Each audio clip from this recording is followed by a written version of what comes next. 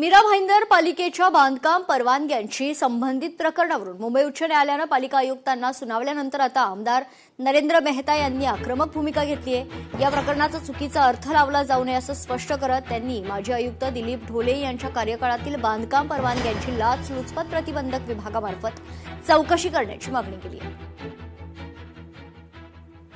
या तक्रारमध्ये जे काय म्हणायचं असेल आपण आपला ॲफिडेविट फाईल करा। म्युनिसिपल कॉर्पोरेशनची पण ज्या नोटीस दिलेली ती आज पण भूमिका कायम आहे। मी जे तक्रार दिलेली ती पण भूमिका आज पण कायम आहे। त्याच्यावर कोर्टाकडे आम्ही आमची बाजू मांडू आणि आम्हाला विश्वास आहे की महानगरपालिकेला 2000 मीटर जागा मिळतील। वेगवेगळ्या डिपार्टमेंटला रोज पत्रव्यवहार होतात, काही चुकीची गोष्ट होतात ते असतात, काही मागणीची असतात। उदाहरण सांगतोय, अनेक लोकांनी आरोप करतात त्या लेखीच करावं लागतात।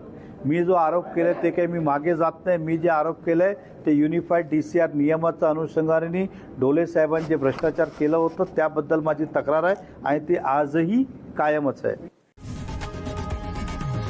लोकशाही मराठी ऐका, पहा, जागरूक रहा।